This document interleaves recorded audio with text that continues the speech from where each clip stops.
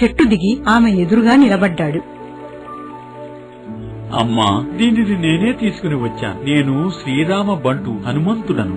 నేను ఒక్కసారి కూడా నీవు స్వామి సేవ చేయడం చూడలేదు. నిజం చెప్పు, నీవు రావణుని బంటువు కదా? లేదు తల్లి, నేను శ్రీరామ బంటునే. అమ్మా, మీ గుర్తుగా ఏదైనా ఇవ్వండి. నాయనా, స్వామికి ఈ రావణుని చెర నుంచి విడిపించమని చెప్పు. తప్పకుండా తల్లి. అమ్మా, నాకు ఆకలిగా ఉంది. మీరు అనుమతిస్తే ఇక్కడ చెట్లలో ఫలాలను తిని ఆకలి తీర్చుకుంటాను. అలాగే తిను నాయనా. హనుమ చెట్లలోని పండ్లు తినటమే కాక తోటను నాశనం చేయసాగాడు.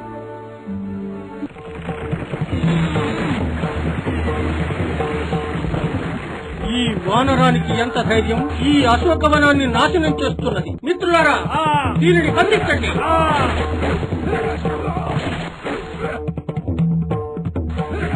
కాని హనుమ రాక్షసుల్ని హతమార్చసాగాడు. ఈ విషయం రావణుడికి తెలుస్తుంది. ఏమిటి, ఒక వానరం అశోకవనంలో ప్రవేశించడమే కాకుండా నాశనం కూడా చేసినదా? మేము దానిని బంధించడానికి చాలా ప్రయత్నించాం, కానీ మీరు అసమర్థులు. సిగ్గులేదా? ఎటైనా వెళ్లి చావండి. మీ వలన ఒక వానరాన్ని బంధించడానికి వీలు కాలేదా? ఏ అక్షయ, చెప్పండి నాన్నగారు. ఆ పొగరమోతు వానరాన్ని బంధించి తీసుకురా. అలాగే తండ్రి.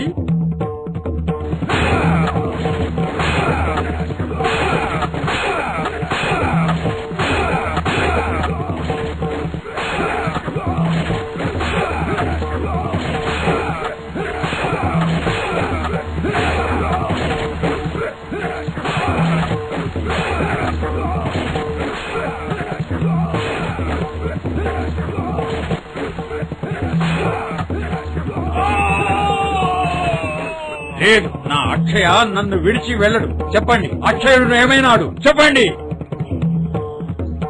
ఆ వానరము మన అక్షయుని చంపివేసింది. నాకు ఆజ్ఞ ఇవ్వండి, నేను బంధించి తీసుకువస్తాను.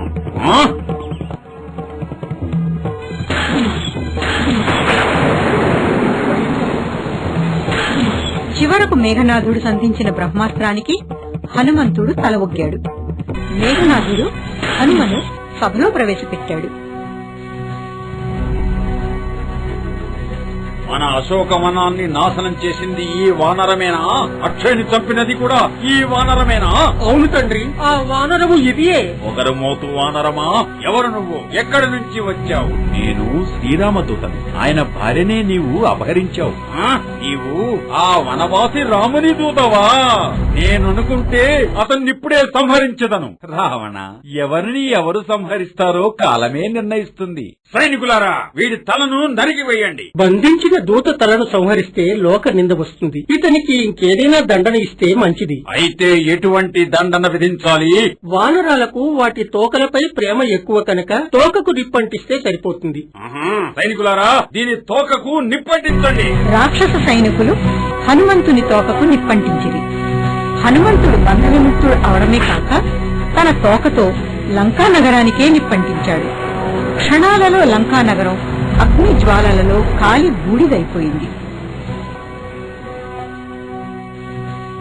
ఒకరోజు ఒక పెద్ద వ్యాపారస్తుడు విజయనగరానికి విచ్చేశాడు.